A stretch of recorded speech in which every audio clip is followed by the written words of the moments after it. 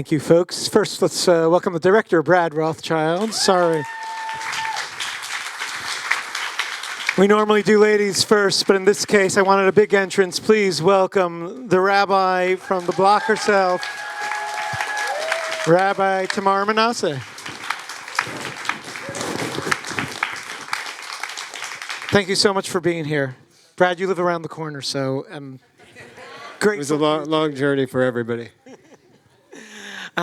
There is so much to discuss here. This movie hits like everything. I mean, you even get to abortion at the end, and we could open all these topics up, but I want to leave some time also for the audience to ask questions. I wanted to start, Brad, this is the second movie you've made about Tamar. That usually doesn't happen, but I understand. I could guess a little bit. What made you want to make a second movie? So you're right, there aren't a lot of documentary sequels, although the JCC here has screened now 2 in the last month. But when I first met Tamar and we embarked on the first film that's called They Ain't Ready For Me, while we were filming, at least to me, it became really clear that this was not the last film we were going to do together. And, you know, Tamar moves at like 160 miles an hour, and one of the hardest parts is trying to figure out when you're going to end your filming, because she just keeps going. And there was more story to tell. And when we did the screenings for the first film, if you remember, Isaac, we released the film, or the films premiered in January of 2020, about 6 weeks before the pandemic. And then we did the film festival circuit virtually. And I think this was one of our first venues, the Manhattan JCC. And, you know, before we would do the Q&As, we would meet with the people from the various film festivals, and they would say, you know, do you have any ground rules? Do you have any questions that are off limits, anything you don't want to talk about? And I would say, whatever you do, don't ask Tamar how she's Jewish. And for the most part, nobody asked that question. But there were a couple of screenings, particularly when it was just me doing the Q&A and not Tamar, that people were a little bit more emboldened to sort of ask, but they would ask in an indirect way. Or they would ask Tamar in an indirect way. I'm really curious about your background. Your journey. Yeah.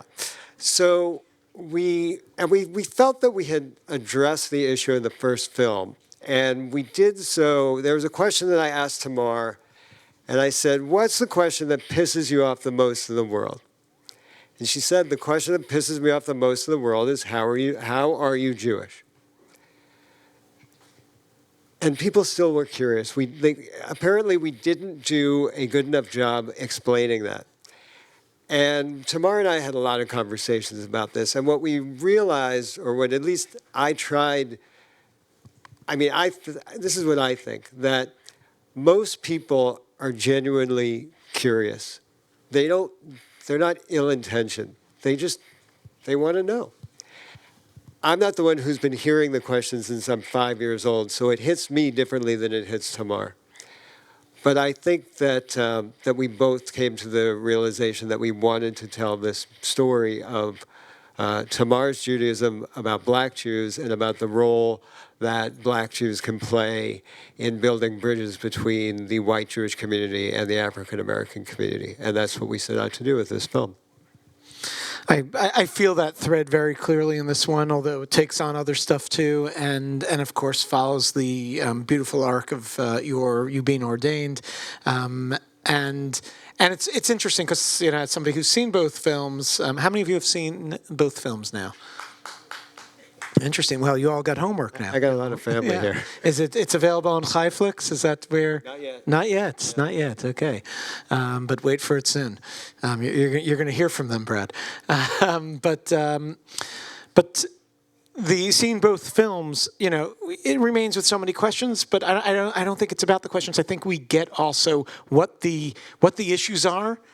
and what you're trying to do to really change things, which is amazing, and in some ways even like changing what it means to be classically speaking a rabbi, maybe going back to actually to the roots of what being a rabbi is all about.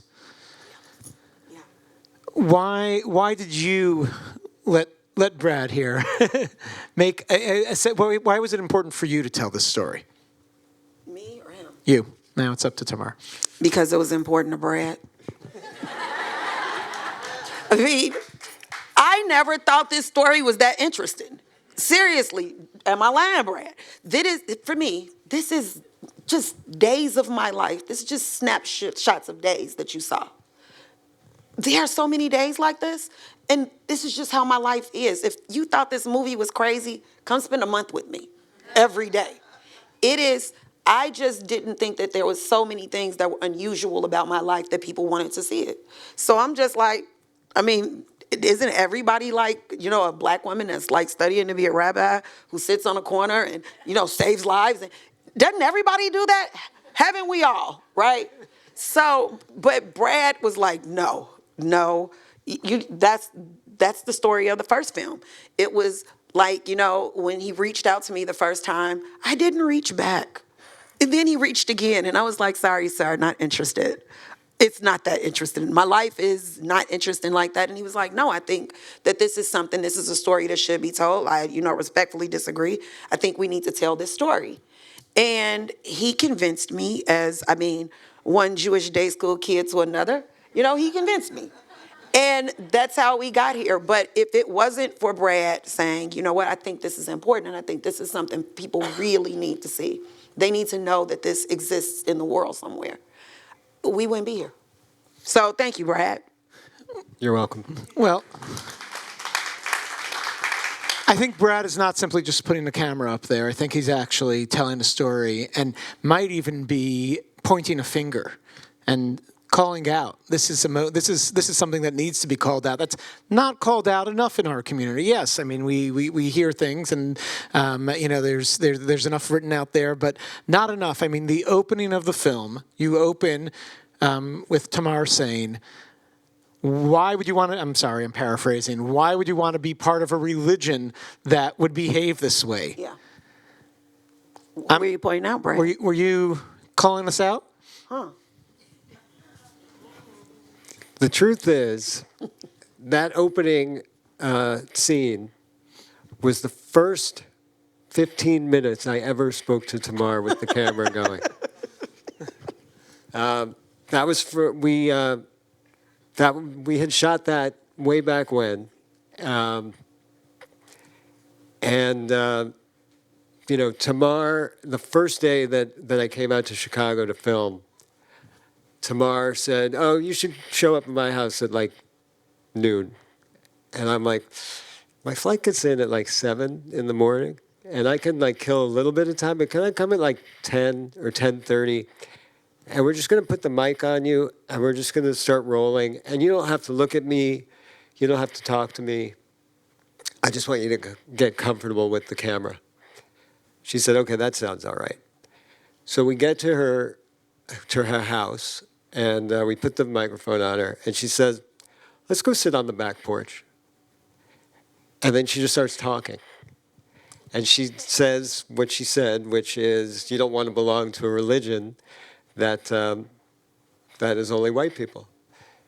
And I'm thinking, like, what's going on? Like, I knew her a little bit, but I really had no idea what was in store for me. But when she said that to me, it sort of like, it rocked me. And I was like, this is really powerful. So yeah, it's not like I'm just pointing the camera and just like, when we're on the block, then that is what I do. I'm just a fly on the wall. But when I'm editorializing like this, then, take it for what it's worth. Tamar, I wanted to ask you, one thing that is clear from the film is that you've experienced, you have to be defensive about being Jewish, unfortunately. And you share a little bit of the rejection that you've experienced from the Jewish community, the white Jewish community. the Ashkenazi Jewish community. Is this something that you feel on the day-to-day, or do you feel that there's change going on? Nope, I'm not answering that question. There was change happening until October 7th. And then, nope, I just became black and I wasn't a Jew anymore. I just became another black person that abandoned Jews in their time of need. That's what I was. And so it has been trying to prove, it's kind of like, it's not my experience. October 7th is not my experience. That is the experience of Jews who don't look like me. But that has had a major impact on me. Just the way that I don't think the black Jewish community has ever been more marginalized than it is right now. I don't think so.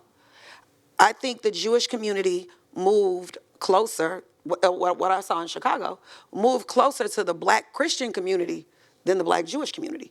It was almost like we didn't exist.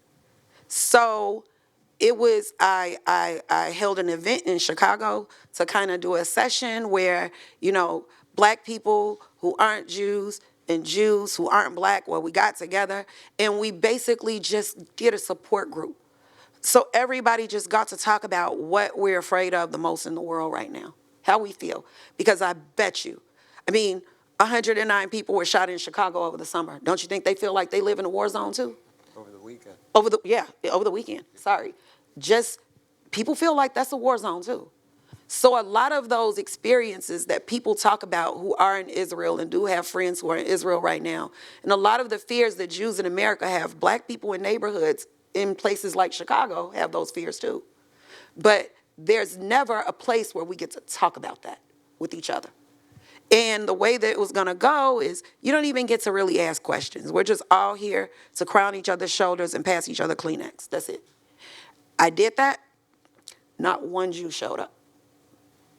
I wrote a piece asking what it is that black people can do. What is it that, we're here to help. What is it you want us to do? Nobody would publish it. So it really left me feeling like you want support, just not from me. And so now it's kind of like this has put me in a really different place. And I've really had to define the kind of Jew that I am now and what my Judaism looks like now. Completely independent of everything and everybody else, right? What it looks like now. And I don't know when it's going to be again that Jews who feel like they've been abandoned by black people, when they're going to try to let black Jews in again. I don't know if that's ever going to happen, but I know that black Jews are still going to be here, that we still are going to move on. We're still going to go on. We're still going to be who we are and do what we do. And it's just sad that we can't mourn or we can't heal and we can't do these things together. That's what makes me sad right now. So things have really changed substantially for me since then. Wow. Brad, did you want to add in? The only thing I want to add is how sad it's been for me to witness this, because Tamar and I speak regularly, and by regularly I mean every day. And the event that she tried to organize was in December of last year, so it was really right after the October 7th attacks, and it was at a time when Jews were feeling abandoned and saying like, we stand up for everybody else. Why isn't anybody else standing with us? And Tamar really tried to have a forum where people could sort of vent to one another and understand one another better, and just to get to know each other as people who have fear. And to hear about the response or lack thereof was really depressing. And Tamar said now that this has really changed her.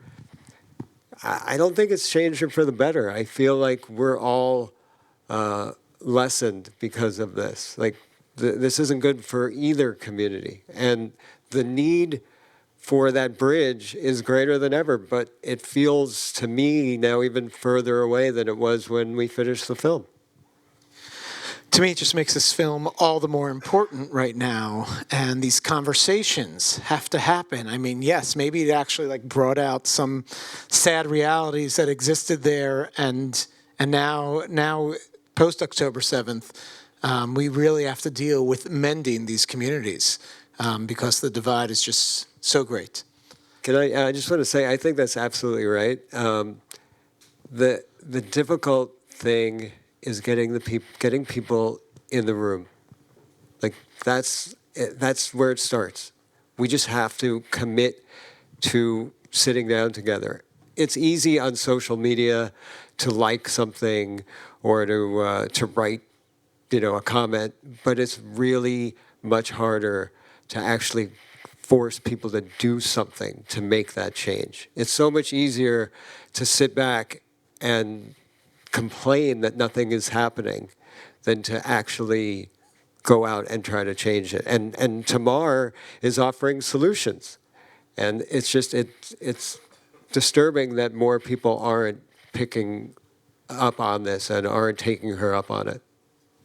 But the thing for me is I feel like part of that too is we got to feel like we need to do that. I mean, it's not just about getting in the room. It's about really whether or not we actually want to have a relationship with each other. Because the thing was that I noticed, and I noticed this very early on, and I started talking about it very, very early on, is that Jews weren't out talking to people when everything first happened. Palestinians were. They were. And there were teach-ins everywhere in Chicago. I mean, in parks, in the health club, and wherever you could get people to come and sit and listen, they had people listening. They were talking to people. Jews were putting blue boxes on my television screen and putting up billboards. That's not talking to people. So you have these people willing to come and sit down and talk to you about what's going on and tell their side of the story. But you're not talking to these people at all, yet you still expect for them to take your side, but you are not talking to them. You have to have a conversation. You have to have enough respect for people to talk to them, to come and sit down in a room, to feel like they are important enough to have a conversation with. And very early on, I saw that was not happening. And I kept trying to encourage that. You gotta talk to people. And it can't just be me talking to people, talking to black people because I'm black and I'm a Jew. It can't just be that way. It has to be every Jew talking to people, but it wasn't like that. That's not what happened. And so we are now in this really weird place where you do have to really wonder, I mean, do black people feel like they need a relationship with Jews? Do Jews, after being rejected by black people, feel like they need a relationship with black people? I mean, after all, it's kind of like, okay, they didn't step in and stand up for us when we needed it, but we were always there for them. So it's kind of like it's almost transactional. It's like, they need us more than we need them. And that's always been the thing that I don't think we understand. We need each other. We need each other. The boogeyman is under the bed. The monsters, they're at the gate. This is happening, right? We got a few more months.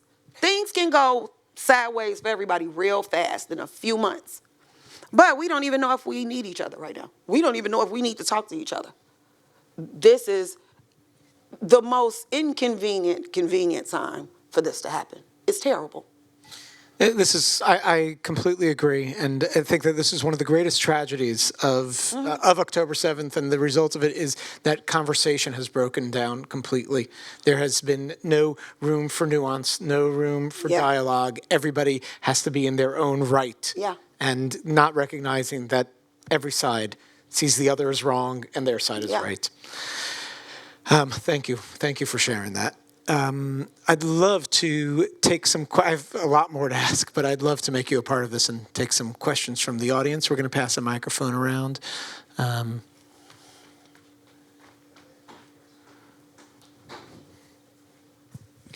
So I loved hearing your story. It feels so disheartening, though, how you ended it with what's happening now after October 7th and how much more difficult the work feels now. So that's really disturbing, but it was very uplifting up until that point. Thank you. So I hope we can be uplifted together and uplift each other again. I have two issues that I'm left with by the end of the film. One is, especially when we're dealing with black boys, I missed the presence of the black men. When at the Pigeon event for your grandson, there were a lot of women, and I'm thinking, oh boy, where are all the men?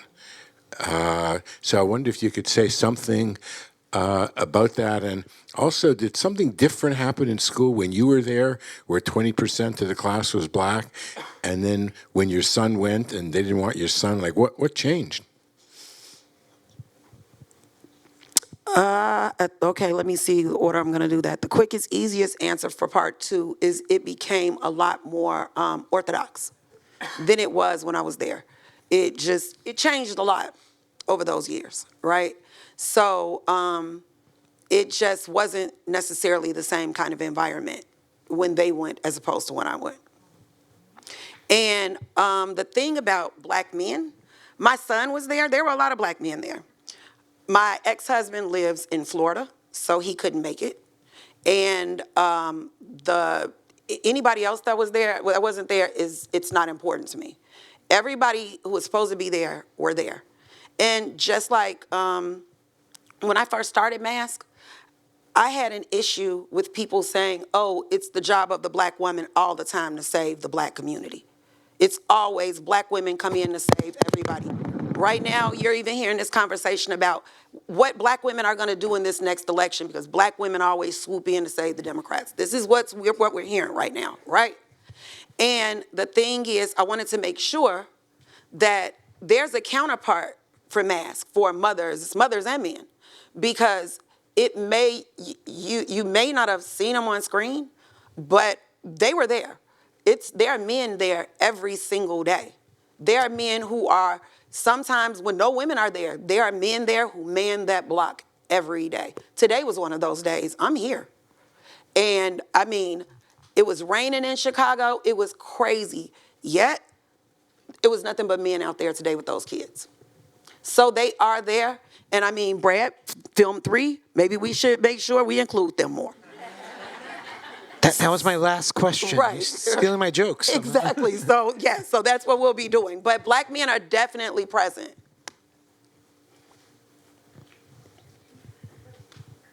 I didn't, when I had seen what this was going to be about, I'm blown away by all of this, to be honest with you. But I want to tell you something. You could be anywhere in the world. If you're a community of African-American person within that church, within that synagogue, do you see what's going on in the world? I'm down in Florida, where the synagogue, they have a special place where the Satmars pray by themselves. Well, and it's an Orthodox facility. Mm-hmm. And to see what makes you important, you have a community, you have developed a community, and these people, it's a shanda for them to treat your son the way they did within that community. There's a whole deal with whether a woman should be a rabbi. Should not have been an issue. Was there a question, sir? The question is, to your credit and to the credit of the community, you really are a perfect example of all of this, and I want to compliment you on all of that. Thank you. But understand what the world is, and it's nothing to do beyond you, okay? Thank you, sir. Thank you. I like the way he says shunda. I like it. We're going to talk about the definition of a question afterwards, but...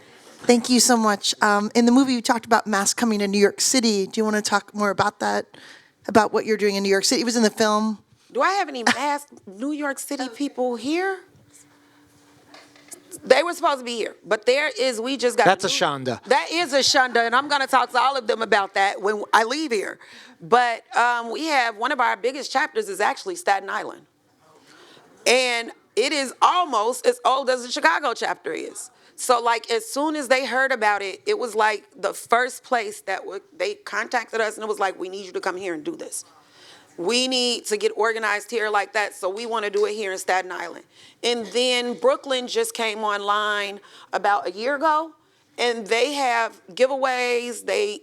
Once a month they do it because they're still really small, so they're still kind of trying to, pretty much develop their identity because every neighborhood is different. So mass chapters can function however they want to function within their neighborhood. I mean, like some of the moms on the north side in Chicago, there's not food insecurity there, so they don't have to cook dinner every day. They have like dog walking clubs and they get together and put on their mass shirts and go jogging and stuff like that. I'm fine with that, and these like moms on patrol. Sure, you're running down the street. You technically are jogging. You are not on patrol. But I like where you going with this, I like it. So it's kind of like, I'd like to think of masks more as a community building tool than anything. Because where there's community, there's less violence. There's always less violence. So I don't know. What's your name? Jade. Jade? If you want to start one here, by all means, see me afterwards. Is there a website while we're... www.ontheblock.org. ontheblock.org. Hi. I'm fully aware that there's many tribes of Israel and that Ethiopians were allowed into Israel in a sense that as Israel, if you're Jewish, you become automatically a citizen there. So, and I visited Nigeria and seen Nigerian Jews, Igbos, which many of them were sold to slavery. So my question is that what when you were looking at, was that county records of the bill of purchase? My family? Was that your family? Oh, yeah. Was from Igbo Yeah. traditions? So then you're Jewish. No, 33%. that's heritage right there. 33% of the Africans that were stolen from the continent of Africa during the transatlantic slave trade were Igbo. So what would that translate to now? So the question has always been, why is it so hard? You can see Igbos in Nigeria as being Jews. Why is it so hard to see me from the South Side as being a Jew? Because Igbos in Israel. So. and see, isn't that kind of part of the problem? Because who is Israel to recognize me? Exactly. Who are you to give me any kind of legitimacy? You don't get to do that. God did that. And sometimes people can really it can be a confusion between God and Israel. These two things are completely separate. Very good. Sending them, by the way. Oh, no, I'm good. Yeah. I can do this all night, y'all. They gonna put us out, though. We'll take that question up there. Hi. Your movie during COVID was really a highlight, so thank you for saying that. I talked it up to everyone, but it wasn't easy to find for them. But I hope now with the second movie, they'll be able to see both of them. But to my question, you talk a lot about the Ashkenazi Jew to you, but what about the Sephardic Jew? What about the Jew of color? Nowadays, especially in Israel. I don't talk about them because they're not around. In America? You're telling me that block, I talk about people who actually interact with me, who come to the block with me, who share that space with me, right? Right. There are Jews. No, but in the movie, you have more of a problem. I don't know. Because that's who I've always been around. I know, but that isn't. So I can't give you an observation about people that I'm never around, and that in itself is an observation, right? Okay. Why are they never around? Why don't they ever come to the block? Why did I never go to school with any of their children? That is an observation all unto itself. Well, I can't really comment on it because. Look, the reality is, unlike in Israel, where Ashkenazim are less than 50% of the population, the vast majority of American Jewry is still Ashkenazi. That's just a fact. I got a question. I love you, Tamar. You're my sister. I love you back. So, one thing that I'm really big on is it's like a Star Wars movie, and there's the Dark Vader, and there's like this big separatist movement, and it's like, are you Ashkenazi? Are you this? Are you? And it's like, how do we address that? Like, as people of, like, I don't see the difference, but it's really hard. It's disheartening that people would see the difference. Don't make me start preaching. Please do. Don't take me to the corner, girl. Don't take me to the corner. We can't afford to see. I have been given the gift of whatever sight this is, that I can see what happens if we don't find a way to not see color and, the divisions, right? And I'm just looking at the people that do, and I'm like, have you any idea how bad things really are? While you're paying attention to the way I look and you're not listening to what I'm saying, do you know what is happening right now? So I think I'm always working toward whatever that higher goal is, right? So I can never actually see the little stuff like what you look like, right? Because for me, like I said in the movie, I don't care if you black, white, blue, green, or yellow. If you aren't doing the work, you're not a good Jew. You're not a Jew at all. You see what's going on in the world? Don't nobody want to be a Jew right now. If you just are, you are, and this is who you are. But nobody is like, yeah, this is just what I want to be. It's not easy. It's not fun. This isn't the fun religion. It's not. I mean, it's fasting and praying, and once a year you turn yourself inside out. You stop parking illegally because that's what you do every year, but it's Yom Kippur, so you can't do it today. So you ain't got nowhere to park. It is hard to be a Jew. It is hard. And every day there are, for God's sakes, it's 613 commandments. Who can remember 613 commandments? But every day you might fall short, but you are constantly striving to live up to every single one of them. Every single day you are. Every day you are reminded of all of these rules. And you're reminded why you were given these rules. You're special. You're special. You have the guidebook to life. You have the cheat sheet for life. You do. You have something nobody else has. That is a privilege within itself. I can't look at the little stuff if I get the big stuff. I can't do what my grandmama used to say, look down at the mud and ignore the miracle. I can't. If the water is standing up for me and I'm crossing through on dry land, I can't look at the mud on my shoes. I have to get through because that is the miracle. God has done that for me. And if I'm too busy worrying about who I'm walking next to or who behind me or, my shoes or anything else, I'm going to miss it. I'm going to miss all of it. I'm going to miss all of it. And it's too beautiful. It's too special. It's such a deep connection. It's such an amazing gift to be given to just say it's not good enough. Or I don't want it because white people have it. I don't want it because black people have it. I don't want it because, there are people who are Hispanic or Asian or whatever that have it, or gay or lesbian or whatever. They have it. I don't want it. If you're going to give it to them, I don't want it. No, you can reject God, but I'm not. I'm not. What if, and I always think about this, what if the people that you are the most afraid of in the world, or the people that your particular bigotry is directed upon, what if that's how God looks? Do you say, yeah, okay, I don't want to do this. I'm leaving. No heaven for me. I'm out. Like, I can't be around a God that looks like this. No, you gotta, this is the challenge. You just got to figure out how to accept everybody. You do. That's the challenge. Our challenge is being ourselves. The challenge for everybody is accepting us as we are. So I hope that answered the question for you. Okay. Thank you. Thank you for fixing our world. What can they do? What's their call to action? Okay, guys, I'm in a heated battle with the mayor of Chicago.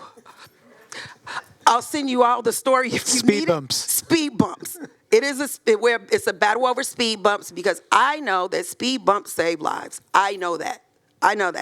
And the mayor is resisting. So I'm buying my own cameras. I'm buying my own signs that say, children playing safety zone. They're hot pink so people won't fire guns in places where kids are playing.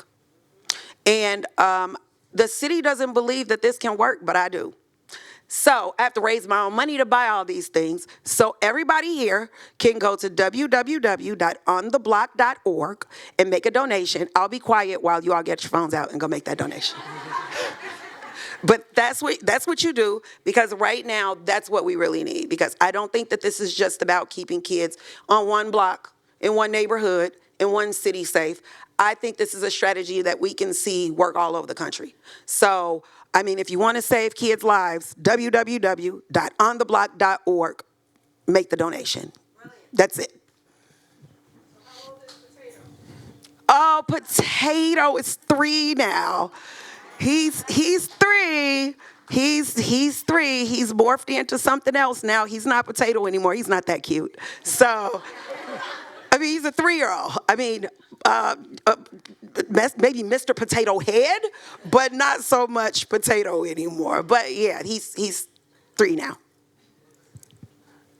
Brad, any last thoughts? How can people access this film? This is a must-see for everybody, right? So the only thought I really have is that somebody just compared this film to Star Wars.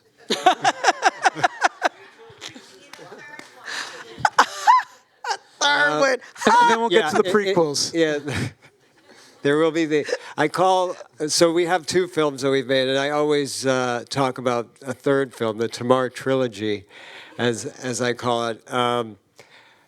We're very fortunate that we have a wonderful distributor, Menasseh Films. We have somebody up here from Menasseh, Anis. And Menasseh has been a phenomenal partner for us, and I can't thank them enough. I can't thank you enough, Isaac, for hosting us tonight. The first film, They Ain't Ready For Me, unfortunately, or it's a little bit of a bittersweet story. I'm going to be bootlegging out of the trunk of my car. That's how you're going to get it. It had actually been acquired by a TV network, and they're not going to show it. So they own the rights to it for another year or so, I think. Yeah. But they did. The sweet part is they paid, but the bitter part is that you don't make a film to have it sit in the drawer somewhere. So hopefully soon enough that will have a wider distribution, and then we're gonna see what's next for this film in terms of possibly a theatrical release and streaming services. So I hope that more and more people will be able to see this film. We'll keep you updated. Please spread the word about this film. Thank you so much for being here. Thank you. Thank you, folks. That's www. ontheblock.org. Have a good night, everyone. Hope to see you soon.